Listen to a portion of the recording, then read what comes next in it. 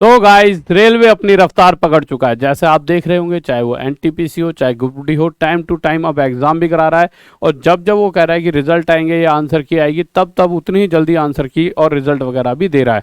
Her cheese time to time हो रही है और इसी रफ्तार में उसने एएलपी और आरपीएफ की, अगर आप देखिए वेबसाइट पर मैं गया हुआ हूँ, तो ये वेबसाइट मैंने खोल रखी है। अगर आप प्रॉपर देखोगे तो ये एक वेबसाइट खोल रखी है जिसके अंदर प्रॉपर बता रखा है आरआरबी एलपी 2023 के बारे में। अच्छा, क्या क्या बता रखा है, सबसे मेन चीज़ों पे बात कर लेते हैं। तो यहाँ पर देखिए अभी बता रखा है कि जो इनकी ऑफिशियल नोटिफिकेशन जो रिलीज डेट होगी वो होगी फरवरी 2023। तो फरवरी बहुत दूर नहीं है, आप अगर देखोगे तो बहुत ही पास है। और जैसा कि आपको पता है, देखिए ग्रुप डी खत्म होते ही, क्योंकि दूसरी परेशानी वो एक साथ नहीं लेगा, क्योंकि दो चीज़ वो हैंडल कर भी नहीं पाएगा। वो इतने दिन हो गए, ग्रुप डी अभी इतने दिन में खत्म हुआ है। तो इन्होंने यहाँ पे प्रॉपर ही बता दिया भाई जो ऑफिशियल नोटिफिकेशन है फरवरी 2023 में आएगी।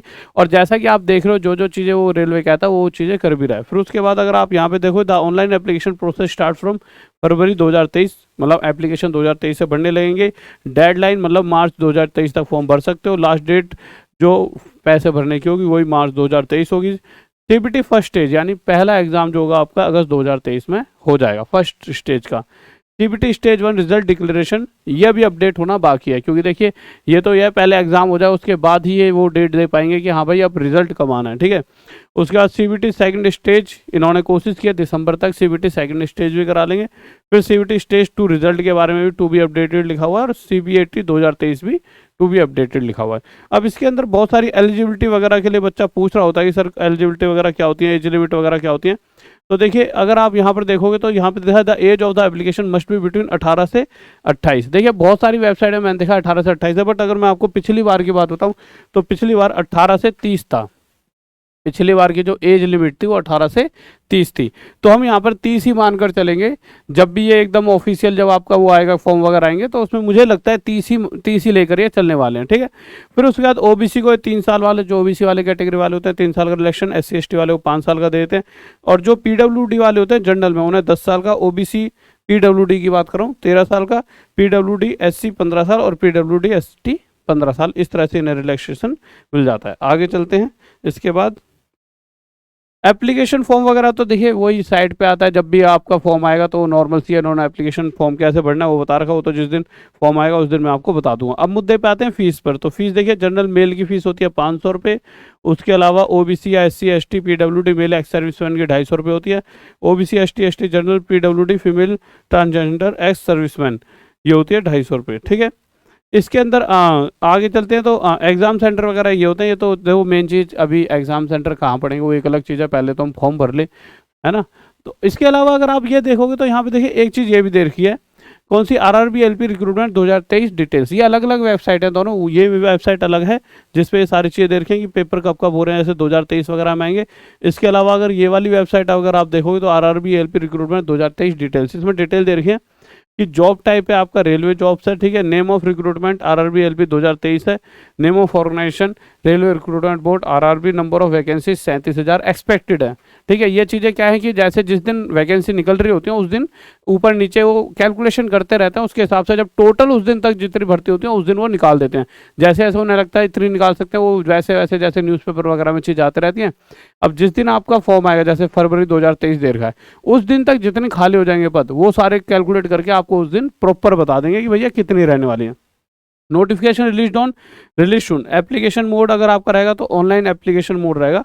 ऑफिशियल वेबसाइट उन्होंने ये दे रखी है, ठीक है। अब इसके अलावा आपकी आरपीएफ की बात कर लेते हैं। देखिए आरपीएफ की अगर बात करते हैं तो आरपीएफ 2023 की अगर हम बात करें, जैसा कि हमारे दोनों तरफ, तो आरपीएफ में अगर मैं वैसे अभी थोड़े दिन पहले एक पूरे हर एक अखबार न्यूज़पेपर में आई थी कि 9,000 से ज़्यादा पद हैं, वो था पूरा आरपीएफ में, जिसमें कांस्टेबल और एसआई जो एएसआई होते हैं वो दोनों मिक्स थे। और भैया सबसे बेहतरीन जॉब होती है रेलवे वालों के लिए ये जो आरपीएफ वाली होती है। अब पर मुद्दा सिर्फ कांस्टेबल ये दो अलग अलग वेबसाइट है, एक है। इस वाली में सिर्फ और सिर्फ ये बता रखा है कांस्टेबल 2023 में क्या क्या रहेगा। तो 2023 की टोटल पोस्ट 7400 ये भी एक्सपेक्टेड है, क्योंकि देखिए जिस दिन नोटिफिकेशन आता है प्रॉपर, जिस दिन फॉर्म भरना होता है उस दिन जो नोटिफिकेशन आता है तब तक कितनी खाली पद हो चुके हैं उन्हीं को इंक्लूड करके वो टोटल बता देते हैं, ठीक है। तो जॉब कैटेगरी आपका वही पुलिस जॉब रहेगी। Name of recruitment RPF constable recruitment 2023। Name of organization Indian Railways. Number vacancies 7400 7400।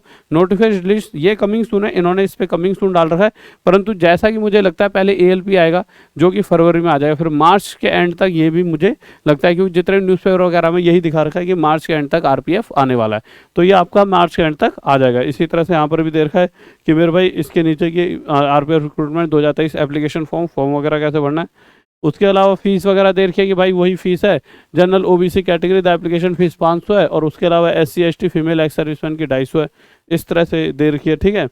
और सभी कुछ उसमें नीचे एलिजिबिलिटी तो आपको पता ही है कि देखिए मिनिमम एज 18 है, मैक्सिमम एज 25 है, four sub inspector minimum age 20 है, मैक्सिमम एज 25 है, इस तरह से, ठीक है। रिलैक्सेशन दे रखा है कि मेरे भाई SC ST वालों को 5 साल का, OBC वालों को 3 साल का और PWD वालों को 10 साल का, इस तरह से रिलैक्सेशन मिल रहा होता है। आपके पास देखिए 12वीं या ग्रेजुएशन आपको होनी चाहिए। 12वीं बेस पे कांस्टेबल वगैरह भर सकते हो और ग्रेजुएशन बेस पे आप SI वगैरह के फॉर्म भर सकते हो। तो गाइज बहुत ही अच्छी ये न्यूज़ है। और साथ ही साथ अगर आप देखोगे तो आपको, जैसा कि हमने कह रखा है, हमेशा आपके साथ खड़े हैं, तो मैंने जैसा वादा किया था चैनल वापस आने पर आपको एक एक्स्ट्रा डिस्काउंट मिलेगा। तो वो डिस्काउंट आपको, इतना तगड़ा डिस्काउंट शायद ही मैं कभी दे पाऊँ, तो D90 कोड यूज़ करिए, 90% से ज़्यादा का डिस्काउंट आपको दे रहा हूँ। और उसके पीछे रीज़न इतना है, चैनल वापस आया उसमें सिर्फ और सिर्फ आपकी ही मेहनत थी, आपकी वजह से ये सारी चीज़ें हो पाई। तो D90 कोड यूज़ करके टॉप तक ऐप पर कोई भी कोर्स सिर्फ आप 800 रुपये में ले सकते हो। कोई भी, जो 6-7 हज़ार वाले कोर्स थे, वैसे मैक्सिमम 7,000 या 8,000 के थे। डिस्काउंट पहले भी दिया जाता था, बट इतना सस्ता कभी नहीं दिया गया था। इसमें आप कोई भी कोर्स ले सकते हो, चाहे वो मेरा मैथ्स का बाप कोर्स हो, चाहे महाभारत हो, जो महाभारत सबसे महंगा था, मैथ्स का बाप भी सबसे महंगा हो, कोई भी कोर्स जिससे आप कोई भी तैयारी बहुत घर बैठे अच्छे तरीके से कर सकते हो। और देखिए बहुत से, अगर रिजल्ट के मामले बात करो तो अपने गांव मोहल्ले में घूम सकते हो और कहीं पर भी एक ना एक ऐसा बंदा पाओगे जो हमसे पढ़कर जॉब पे लगाए। हमसे पढ़कर CGL में 200 बच्चे नंबर लाए मैथ्स में, और मुझसे पढ़कर DSP भी लगे हैं बच्चे, और मुझसे पढ़कर तो हज़ारों बच्चे लगे। और मैं तो कभी कभी सोचता हूँ कि अभी तक लाखों बच्चों की भी ऐसी संख्या हो चुकी होगी जब से मैं पढ़ा रहा हूँ।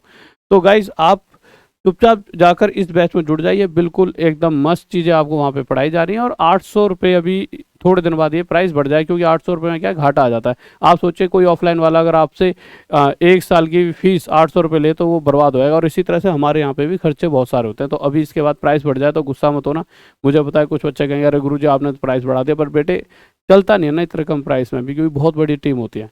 तो बट हाँ अभी है तो अभी आप उसका फ़ायदा उठा सकते हो। और वीडियो को लाइक कर दो, चैनल को सब्सक्राइब कर दो, और एक बार जल्दी से वीडियो को शेयर कर दीजिए अपने यार दोस्त और चाहने वालों के साथ। जय हिंद, जय भारत, लव यू सभी को।